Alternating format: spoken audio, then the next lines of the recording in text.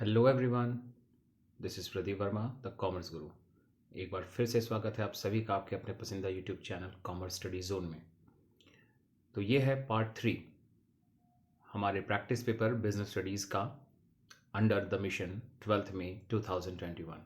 और जैसा कि आप सभी जानते हैं कि इससे पहले पार्ट 1 एंड पार्ट 2 में हमने प्रैक्टिस पेपर 1 के क्वेश्चन नंबर 1 से लेकर 24 तक के क्वेश्चंस को विद डिटेल एक्सप्लेनेशन के साथ डिस्कस कर लिया है। और आज के इस पार्ट में हम 4 मार्कर्स क्वेश्चन जो कि 25 से लेकर क्वेश्चन नंबर 30 तक के होते हैं उनको आज डिस्कस करने वाले हैं। And this is very crucial part क्योंकि इसमें काफ़ी सारे केस स्टडीज़ के पोर्शन होते हैं in comparison of related to the other parts. जो बाकी 1 मार्कर्स या फिर 3 एंड 6 मार्कर्स के क्वेश्चंस होते हैं उन सभी के मुकाबले इसमें सबसे ज़्यादा केस स्टडीज़ देखने को मिलते हैं।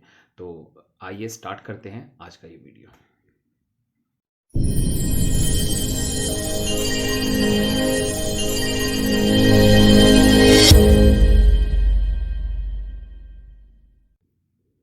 सो आइए स्टार्ट करते हैं with the list of the topics that will be covered under today's video. आज का जो क्वेश्चन डिस्कस करने वाले हैं उनमें कौन कौन से टॉपिक कवर हो जाएंगे एज पर द सिलेबस, उस पर एक नज़र डालते हैं। The first one is different types of selection test. Next is concept of staffing. Next importance of training, जिसके अंदर एम्प्लॉयज़ के लिए और for organization point of view दोनों हम पढ़ेंगे। Then concept of employees participation as a non-financial incentive. Then again concept of employees empowerment as non-financial incentive। यानी कि नॉन फाइनेंशियल इंसेंटिव्स के तौर पर 2 पॉइंट्स का डिस्कशन आज के पेपर में मिलने वाला है, employees participation and employee empowerment. Then concept of stock exchange, trading procedure on stock exchange, functions of SEBI, factors affecting the requirement of working capital, functions of marketing, जिसमें कि मार्केटिंग प्लानिंग और customer support service के बारे में discussion है। तो ये आज के 25 से लेकर 30 नंबर क्वेश्चन तक के कवर्ड टॉपिक्स हैं। और इस तरह से आज के वीडियोस में आपको आज तक के वीडियोस में that is part 1, 2 and this part मिला करके आपको काफ़ी सारे इंपॉर्टेंट टॉपिक अपने बिजनेस स्टडीज़ के सिलेबस से मिल चुके हैं और जो कि डायरेक्टली या इनडायरेक्टली हमेशा आते ही रहते हैं क्वेश्चंस में, पेपर्स में, बोर्ड एग्जाम में। तो आपको इससे एक हेल्प मिल जाती है कि अपने बुक में एक मार्क कर लीजिए कि कौन कौन से टॉपिक हैं जो कि हमारे एग्जामिनेशन पॉइंट ऑफ व्यू से बहुत ही इंपॉर्टेंट है। तो let's start with the first question that is question number 25। और इसके पहले के 2 पार्ट्स का लिंक आपको डिस्क्रिप्शन बॉक्स में मिल जाएगा, जहां से जाकर के आप उनको भी देख सकते हैं अगर आपने अब तक उन वीडियोस को नहीं देखा है। तो पार्ट 1 में आपको क्वेश्चन नंबर 20 तक मिलेगा और पार्ट 2 में आपको 21 से लेकर 24 तक मिलेगा। Now this is part 3, 25 onward. तो क्वेश्चन है, Satnam limited are the manufacturers of gents designer suits with their own trademark. During the year 2013-14, the company employed 30 senior technicians to work on machinery imported from America for manufacturing jeans designer suits. The technicians were employed on probation of 1 year. तो probation word से अगर आप लोग aware नहीं है तो इसका मतलब बता दूं कि आपके जॉब लगने के बाद एक वो ड्यूरेशन होता है जॉब का, प्रोफाइल का आपका, जब आपको अंडर ऑब्जर्वेशन रखा जाता है एंड उसके बाद आपका जॉब कंफर्म करके आपको परमानेंट एम्प्लॉय बनाया जाता है। तो ये प्रोबेशन वो पीरियड होता है। They were put on their respective jobs after 1 month of on the job training because of the faulty selection process. The technicians could not perform well. तो सिलेक्शन का जो भी प्रोसेस इन्होंने फॉलो किया था वो फॉल्टी था, कुछ उसमें डिफॉल्ट्स निकले जिसके वजह से वो सिलेक्शन अच्छे नहीं रहे और ये टेक्नीशियंस जो सेलेक्ट हुए थे अपना परफॉर्मेंस ठीक से नहीं कर पाए। 10 of them left the job on their own. 10 लोगों ने तो खुद से ही नौकरी छोड़ दी and 12 had to be removed by the company during the probation period. तो टोटल 22 इन्होंने अपने टेक्नीशियंस को हटाया है जॉब में से ड्यूरिंग द प्रोबेशन पीरियड। 10 तो खुद से चले गए और 12 लोगों ने को हटाया गया ज़बरदस्ती। Now the company is in the process of selecting new technicians. Advise the company about any 4 type of selection tests describing each in about 20 words that may be used for selecting the desired technicians. तो जैसा हम सभी देख रहे हैं 30 technicians में से 22 तो इन्होंने हटा ही दिए, 8 ही सही सिलेक्शन हुए हैं। तो बाकी अच्छे सिलेक्शंस के लिए कौन से टेस्ट लेने चाहिए ये आपसे एडवाइस मांग रहे हैं और इसका एक्सप्लेनेशन हमें देना है और 20 वर्ड्स में हर एक का एक्सप्लेनेशन भी देना है। तो ये रहा आंसर उसका। तो सीधी सी बात है, क्वेश्चन में जो केस पूरा बैकग्राउंड बनाया गया है इससे ये क्लियर हो जाता है कि सिलेक्शन टेस्ट को डिस्क्राइब करना है, और जो कुछ इस तरह से हैं। पहला है interest test. It is conducted to determine a person's area of interest and the kind of jobs that will satisfy him। तो इंटरेस्ट टेस्ट में बेसिकली क्या जज किया जाता है, क्या देखा परखा जाता है, तो वो ये है, ये पता लगाने के लिए कि जो एक पर्सन है जिसको हम एम्प्लॉय बनाने की बात कर रहे हैं उसका इंटरेस्ट का एरिया क्या है और वो किस तरह के जॉब को करके सेटिस्फाई अपने आप को फील करता है। Then aptitude test. It is conducted to determine potential of an individual in learning new skills। तो नए स्किल्स को आपको लर्न करने, उसको अडेप्ट करने की आपकी क्या पोटेंशियल, आपके क्या स्किल्स हैं, इसको डिटरमाइन करने का काम एप्टीट्यूड टेस्ट करता है। And this test indicates the capacity of the candidate to develop. Third one is trade test. It is conducted to determine the existing skills of a person. आपको अपने trade से related जो भी skills हैं, आपके knowledge हैं, उसको test करने का ये पता लगाने का एक टेस्ट है। It measures the level of knowledge and proficiency in area of professions और टेक्निकल ट्रेनिंग। तो ये आपका मेज़र करता है लेवल ऑफ नॉलेज को और साथ साथ प्रोफिशिएंसी एरिया आपके प्रोफेशनल फील्ड से। नेक्स्ट आपका आता है intelligence test. It is one of the psychological test which measures the level of intelligence on the intelligence quotient, जिसको हम शॉर्ट में IQ के नाम से बेटर जानते हैं, of the candidate। It indicates a person's learning ability or the ability to make decisions and judgments। तो इस तरह से एक IQ टेस्ट भी होता है। And the next one is personality test। Personality test measures various dimensions of the personality such as a person's emotions, her reactions, maturity and value system, etc. These tests are different to design, implement and interpret as these probe are the overall personality। तो इस तरीके से ये कुछ test हैं जिसको करके आप अपने लिए सबसे बेस्ट कोई भी एम्प्लॉय, किसी भी फील्ड से रिलेटेड एम्प्लॉयज़ को चुन सकते हैं। ठीक है, तो इन्हीं को फॉलो करने का सजेशन आप देंगे, और 4 मार्क का है तो डेफिनेटली आप एटलीस्ट 4 पॉइंट तो जरूर लिखेंगे। ठीक है, नाउ नेक्स्ट क्वेश्चन पे आते हैं 26। Mister Bajaj is HR manager working with XYZ limited providing telecommunication services। The company want to expand the business by setting up branches in remote areas also। Mr. Bajaj has estimated the requirement of at least 100% for different job positions after considering and analyzing several factors which will influence the different steps of manning the staff। तो पूछा भी गया इस case के base पर आपसे कि identify and explain the function of management mister Bajaj is performing. तो इस केस में मिस्टर बजाज कोई मैनेजमेंट का फंक्शन परफॉर्म कर रहे हैं, उसको आपको आइडेंटिफाई करना है। तो आपको फिर एक बार बता देता हूँ कि मैनेजमेंट के जो फंक्शंस हैं वो टोटल मिलाकर 1 2 3 4 और 5 होते हैं। प्लानिंग, ऑर्गेनाइजिंग, स्टाफिंग, डायरेक्टिंग और controlling.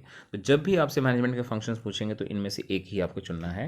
State the factors considered bye mister Bajaj while undertaking this function. कौन से फैक्टर को दिमाग में रखेंगे जब वो उस फंक्शन को परफॉर्म करेंगे जो आपने केस 1 में आइडेंटिफाई किया। तो काफ़ी सिंपल था रिकग्निशन इस क्वेश्चन में। जो फंक्शन मिस्टर बजाज परफॉर्म कर रहे हैं वो है स्टाफिंग। और स्टाफिंग क्या होता है? तो staffing is the managerial function of filling and keeping filled the position in the organizational structure, जो कि मिस्टर बजाज यहाँ पर केस में करते हुए दिखाई दे रहे हैं। नाउ केस 2 में पूछा था कौन से फैक्टर्स ध्यान में रखने चाहिए जो कि उस फंक्शन को परफॉर्म करते समय करना चाहिए। The factors to be considered which influence the different steps like recruitment, selection and training। जैसा आप सभी जानते हैं कि स्टाफिंग के अंदर में रिक्रूटमेंट, सिलेक्शन एंड ट्रेनिंग ये सब आते हैं एज एन एलिमेंट। तो इसको परफॉर्म करते समय कौन से फैक्टर्स हैं जो इन्फ्लुएंस करेंगे, उनका लिस्ट है आपके सामने। Supply and demand of specific skills in labour market, employment market, labour market condition, legal and political consideration, human resource planning cost and technological development etcetera. तो ये कुछ फैक्टर्स हैं जिनको के दिमाग में रख करके मिस्टर बजाज को अपना स्टाफिंग का प्रोसेस या फंक्शन ऑफ मैनेजमेंट पूरा करना चाहिए। Let's move on to the next question 27, जिसके अंदर पहला अल्टरनेट है ये। Training is beneficial both for the organization as well as for the employee. ये उस टाइप के क्वेश्चन हैं जिसमें आपके क्रिटिकल थिंकिंग आ जाती है। आप इसको सोच करके इस पर कमेंट करते हैं, अपने सजेशंस देते हैं, जो कि अगेन बुक के लैंग्वेज से ही होता है, बट आपको पिक करना होता है कि इसमें क्या एक्सप्लेन करेंगे जिससे आपकी ये बातें साबित हो जाएंगी। तो यहाँ स्टेटमेंट आया कि ट्रेनिंग बेनिफिशियल होता है दोनों के लिए, ऑर्गेनाइजेशन के लिए भी और एम्प्लॉयज़ के लिए। एक्सप्लेन करना है 3 benefits of training towards the organization and 3 towards to the employees. तो ट्रेनिंग काफ़ी इंपॉर्टेंट है। क्यों है एम्प्लॉयज़ पॉइंट ऑफ व्यू से, वो जान लेते हैं। तो it leads to better career of the individual, it helps them to earn more by increased performance. अब डेफिनेटली ट्रेनिंग मिलेगी आपको तो आपकी एफिशिएंसी लेवल बढ़ेंगी, जिससे कि आपका परफॉर्मेंस भी इंक्रीज करेगा। It increases the satisfaction and morale of the employees, it makes the employees more efficient to handle machines and therefore lesser prone to the accident. तो इस किसी भी ट्रेनिंग की वजह से एम्प्लॉयज एफिशिएंट होते हैं, जिनसे उनको मशीन को प्रॉपर वे में हैंडलिंग करना आता है, जिससे कि एक्सीडेंट के चांस कम हो जाते हैं, यानी कि एक्सीडेंट से नज़दीक वो नहीं रह जाते हैं। तो इस तरह से 4 पॉइंट्स लिखे हैं यहाँ पर आपको सजेशन के तौर पर। एग्जाम में जितने पॉइंट्स पूछेंगे उतना ही लिखना है। Training is important for organisation. क्यों है ऑर्गेनाइजेशन के लिए भी इंपॉर्टेंट? तो it avoids wastage of effort and money by systematic learning of skills, it enhance employees productivity leading to higher profit in the organisation, it equips the future manager who can take over in case of emergency. तो अगर firm में कभी, company में आपके कभी ऐसी emergency situation बन जाती है कि आपका जो लीडर है, आपका जो मैनेजर है, वो एब्सेंट है, वो नहीं आ सकता है, बाय मीन्स वो टेकअप नहीं कर सकता अपने वर्क एरिया को, तो इन केस दूसरा पर्सन भी है जो कि उसको मैनेज करने के लिए वेल क्वालिफाइड है, and it is just because of training. Then it reduces absenteeism and increases turnover of the organization by increasing employees morale. अक्सर होता है कि जिनको स्किल्स अच्छे नहीं होते, जिनकी एफिशिएंसी लेवल अच्छी नहीं होती है, तो वो अपने वर्क से दूर भागने की कोशिश करते हैं, अपने आप को छिपाने की कोशिश करते हैं। लेकिन अगर उनको प्रॉपरली ट्रेन कर दिया जाता है तो उनको अपने काम में लगाव होगा, उनको अपने काम करने में अच्छा लगेगा, जिससे एब्सेंटीज अपने आप कम हो जाता है, और जिसके वजह से जो एम्प्लॉयज़ का टर्नओवर होता है बिजनेस में, वो घट जाता है और एम्प्लॉयज़ का मोरल बढ़ता है। It helps in obtaining an effective response to a fast changing environment. तो ये कुछ पॉइंट्स थे बेनिफिट के लिए। Now second alternate, identify and explain the non financial incentives in the following cases. तो अब आपके दिमाग में सारे नॉन फाइनेंशियल इंसेंटिव्स के नाम होने चाहिए, और इन 2 केसेस में जो पूछा है उसको पहचान लेना है। पहला, a leading software company has set up a suggestion box system in order to involve its employees. तो एक लीडिंग कंपनी है जो कि सजेशन बॉक्स सिस्टम को स्टार्ट करना चाहती है, ताकि अपने एम्प्लॉयज़ को भी वो इन्वॉल्व कर सके। खैर, इतने से ही आपको एक हिंट मिल जाना चाहिए कौन सा इंसेंटिव है यहाँ पर। This exercise is allowed only to the members of the organization. सिर्फ मेंबर्स ऑफ द ऑर्गेनाइजेशन को ही ये सिस्टम या ये फैसिलिटी मिलेगी कि वो अपने सजेशन दे सकते हैं, और कोई बाहरी नहीं। The result is an increase involvement of the employees is in issue related to the organization. तो जिसका फ़ायदा ये मिलता है कि ऑर्गेनाइजेशन में जो एम्प्लॉयज़ हैं वो वेरियस इश्यूज से रिलेटेड अपने पॉइंट्स या सजेशन लेकर के सामने आते हैं। सेकेंड पॉइंट है, a company has given more autonomy to its employees with an assurance of greater responsibility for them. They will also be involve in the decision making power of the organization. This has made the employees feel that their work is very important to them. The positive outcome of this feeling is the tapping of skills and talent of the employees to a higher degree, which is benefiting the organization. तो इन दोनों में कोई ना कोई incentives की बात हुई है, जो प्रॉपर मीनिंग है उन सबकी बहुत ईजी है टू रिकॉग्नाइज। पहले में आता है आपका एम्प्लॉयज़ पार्टिसिपेशन। अब एम्प्लॉयज़ पार्टिसिपेशन एक्चुअली आया तो क्या है, हाउएवर उस केस में उसकी मीनिंग तो अपने आप आ गई, फिर भी देखिए क्या है ये। तो employee participation means physical and mental involvement of the employees in decision making process. तो कंपनी के डिसीजन मेकिंग प्रोसेस में एम्प्लॉयज़ को भी इन्वॉल्व करना, फिजिकली भी और mentally, that is called employees participation. तो employees feel important when they are asked to make suggestions. और डेफिनेटली अगर आपको सिर्फ उस रूल्स को, बनाए हुए रूल्स को फॉलो करने को कहेंगे तो आपको कुछ खास अच्छा नहीं लगेगा, बट अगर वो रूल्स बनते हैं, अगर वो डिसीजन लिए जाते हैं जिसमें आप भी इन्वॉल्व हो, तो उनको लगेगा कि आप बहुत ही इम्पोर्टेंस उनको दे रहे हो, जिससे वो अपने आप को कंपनी की तरफ ज़्यादा बिलोंगिंगनेस उनके अंदर आएगी कंपनी को लेकर, जो कंपनी के लिए ही बहुत अच्छा है, and it makes them psychologically satisfied. तो ये हो गया एम्प्लॉयज़ पार्टिसिपेशन की मीनिंग, जो कि उस केस में हाईलाइटेड थी। Now second one is employees empowerment, जिसकी मीनिंग प्रॉपरली वहाँ दी गई है कि it refers to giving more autonomy and powers to the subordinates and also make them feel that they are important to the organization and in turn they serve the organization better. ठीक है, तो इस तरह से ये employees empowerment था case number 2 में। Now 28th question, alternate number 1, रेशू's father has gifted her shares of a large cement company with which he had been working. The securities were in physical form. She already has a bank account and does not possess any other forms of securities. She wished to sell the shares. Name the market where he can sell the shares. तो market का नाम आपको पहचान के बताना है किस जगह वो बेच सकती है. Also explain the first 3 steps on of trading procedure to be followed by her. तो जहाँ बेचना उसके लिए जो प्रोसीजर उसको फॉलो करना है. तो काफ़ी इजी क्वेश्चन है. Reshu can sell her shares in the stock market और स्टॉक एक्सचेंज. जैसा कि आप सभी जानते हैं primary market and secondary market, ये है मार्केट के दो फॉर्म. प्राइमरी मार्केट में तो फ्रेश इशू ऑफ शेयर्स होता है from the company side, and secondary market जिसको बेसिकली हम स्टॉक एक्सचेंज कहते हैं, जहाँ पर री सेल एंड रीपरचेज होता रहता है. तो रेशू वहीं पर जाकर अपने शेयर्स को बेच सकती है, खरीद सकती है. और दूसरे पार्ट में पूछा गया था ट्रेडिंग प्रोसीजर. तो स्टॉक एक्सचेंज आइडेंटिफाई हुआ, तो स्टॉक एक्सचेंज का ट्रेडिंग प्रोसीजर आपको बताना है, जिसमें आता है selection of a broker. A SEBI registered broker who is a member of stock exchange is selected to buy और sell securities on behalf of the investor. The broker can be an individual, partnership firm और corporate. तो ये आपका selection of broker नाम का पहला step हो गया. दूसरा आता है opening a demat account. There are 2 depository in India, जिसमें से एक है NSDL National Securities Depositories Limited, दूसरा है CDSL that is Central Depository Service Limited. तो इंडिया में 2 डिपॉजिटरीज हैं.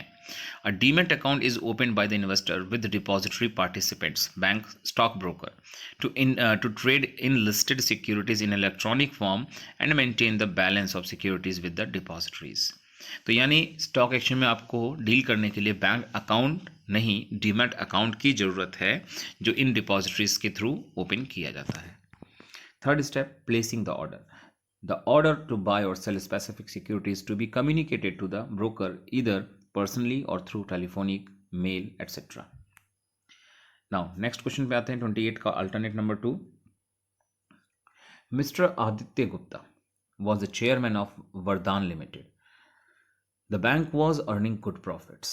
Shareholders were happy as the bank was paying regular dividends. The market price of the shares was also steadily rising. The bank announced taking over of Karur Bank. Aditya Gupta knew that the share price of Vandan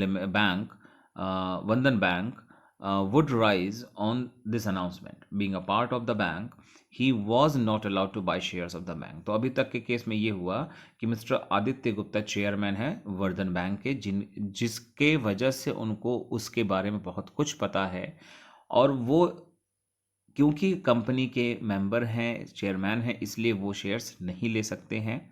so he called one of his rich friend Nimesh and asked him to invest rupees 6 crore in the shares of his bank, promising him to the capital gain. क्योंकि उनको internally बातें मालूम है, तो उन्होंने ये चीज़ अपने friend को एक सीक्रेट इन्फॉर्मेशन देकर के कहा कि आप 6 करोड़ रुपये लगा दो इसमें. As expected the share price went up by 40% in the market. Nimesh shares was now worth rupees 8.4 crore. तो उन्होंने 6 करोड़ का शेयर्स में पैसा लगाया और 8.4 करोड़ का मार्केट प्राइस हो गया, जिसका मतलब है कि उनको कैपिटल गेन हो रहा है 2.4 करोड़ का. He gave 1.2 crore to mister Aditya, that is 50% जो गेन का है वो आदित्य को दिया उन्होंने, और बाकी का खुद रख लिया. On regular inspection and by conducting inquiries of the brokers involve, securities and exchange board of India was able to detect this irregularity. CB imposed a heavy penalty on Aditya Gupta. तो आप समझ चुके होंगे कि मिस्टर आदित्य गुप्ता ने यहाँ पे कुछ चीज़ गलत किया है, जिसको लेकर के सेबी ने पिनलाइज्ड किया उन्हें. तो पूछा है बाय कोटिंग द लाइंस. आप सभी को बहुत जानना जरूरी है, कोटिंग द लाइंस जब ये क्वेश्चन में बोला जाता है तो इसका क्या मतलब है. आपको इस पैराग्राफ से स्टेटमेंट्स को कॉपी नहीं करना है. आप स्टेटमेंट से 2-3 वर्ड, जैसे मान लीजिए यहाँ से आपने स्टार्ट किया तो आप इसको हाईलाइट करिए, बीच में डैश डैश डैश लगाकर, जहाँ तक जैसे मान लीजिए कैपिटल गेन तक जाना है तो यहाँ तक अंडरलाइन कर दीजिए. तो पूरे स्टेटमेंट्स लिखकर टाइम वेस्ट ना करें, बल्कि स्टेटमेंट की शुरुआत और अंत को लिखकर हाईलाइट करें कि इस कोट किए गए लाइन से ये बात समझ में आती है. तो पूछा है लाइन कोट करके बताना है इस पैराग्राफ से कि identify and state any 2 functions that were performed by SEBI in the above case. तो इस पैसेज में सेबी के 2 फंक्शंस को हाईलाइट किया गया. उन लाइंस को हाईलाइट करके बताओ कि इस लाइन के अकॉर्डिंग ये फंक्शन था. Also state 1 more function under each category identified above. तो जिस भी कैटेगरी को आप आइडेंटिफाई करते हो उसी कैटेगरी के कोई और एक फंक्शन को भी बताना है साथ ही साथ आपको. तो जो फंक्शन सेबी ने परफॉर्म किए इस केस में वो क्या क्या है देखिए. पहला आता है रेगुलेटरी फंक्शन. तो जैसा बोला गया था लाइन कोट करने के लिए, तो मैं आपको पूरा लाइन दिखा दे रहा हूँ क्या है कि ऑन रेगुलर बेसिस जो इंस्पेक्शन की बात हुई और कंडक्टिंग इंक्वायरीज की बात हुई, उससे सेबी ने इनको इरेगुलरिटी को पकड़ा. SEBI can call for the information by undertaking inspection, conducting inquiries, audits of stock exchange and intermediaries. तो ये वो स्टेटमेंट है, लाइन्स हैं, जिसके बेसिस पर आपने ये समझाया या बताया कि रेगुलेटरी फंक्शन है. और जैसा बोला गया कि उसके अलावा उसी रेगुलेटरी फंक्शन जो कि इस पैसेज में आया, उसके अलावा कोई और फंक्शन भी बताइए उसी कैटेगरी से. तो अदर रेगुलेटरी फंक्शंस में जैसे और हो सकता है, it regulates take over bids by the companies, it register brokers, sub brokers and other players in the market. तो दो पॉइंट्स आपको अदर रेगुलेटरी में मैंने लिख दिए हैं, लेकिन एग्जाम में जैसा क्वेश्चन में बोला था कोई एक ही और बताना था. दूसरा फंक्शन जो आया है इस पैसेज में वो है प्रोटेक्टिव फंक्शन. अब वो कैसे मालूम चलता है, किस लाइन से? तो लिखा है the SEBI imposed a heavy penalty on Vikas Mehra. SEBI controls insider trading and impose penalties for such practices. और अदर प्रोटेक्टिव फंक्शन जो यहाँ आ रहे हैं वो है it controls insider trading and impose penalties of such practices. It undertakes steps for investors protection. Now, let's move on to the next question, that is 29th number question. State any 4 factors affecting working capital requirements of the company. एकदम direct question है और आप सभी जानते हैं कि आपके इस यूनिट से काफ़ी सारे फैक्टर्स अफेक्टिंग बनते हैं और हर बार एग्जाम में एक ना एक फैक्टर अफेक्टिंग क्वेश्चन आता ही रहता है. Following are the factors affecting working capital of the company. और उसके आपको मैं पॉइंट बता दे रहा हूँ, एक्सप्लेनेशन आप अपने बुक से, अपने रेफरेंस बुक से देख सकते हैं, एनसीईआरटी से देख सकते हैं.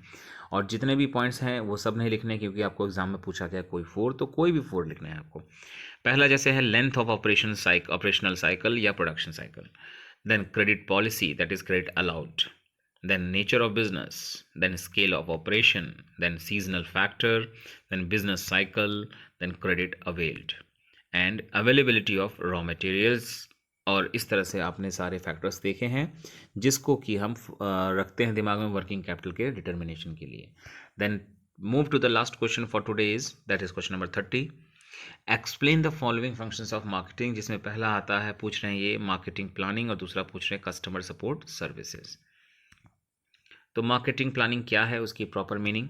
Marketing planning involves development of marketing plans to achieve the marketing objectives of the organisation. A complete marketing plan will include important aspects like increasing the level of production, promotion of the products, etc. Customer support services. Customer support services include services like after sales services, handling customers complaints and adjustments, maintenance services, technical services, etc. These services are very effective in bringing repeat sales from the customers and developing a brand loyalty for a product. तो ये थे आज के इस video के वो सारे question जो 4 मार्कर्स होते हैं क्वेश्चन नंबर 25 से लेकर 30 प्रैक्टिस पेपर 1 से, और सबके suggested answers with proper explanation of the questions and cases. And hope so आप सभी को वीडियो हमेशा की तरह अच्छा लगा होगा. और अगर अच्छा लगा है तो चैनल को सब्सक्राइब करें, अगर अब तक ना किया हो अपने फ्रेंड्स में शेयर करें. और साथ ही साथ मिलते हैं अपने नेक्स्ट वीडियो में, जिसमें हम पार्ट 4 पढ़ेंगे, जो कि लास्ट पार्ट होगा. That will explain all the questions related to 6 marks from the same practice paper. तो मिलते हैं अपने नेक्स्ट वीडियो में, तब तक के लिए take care and bye bye.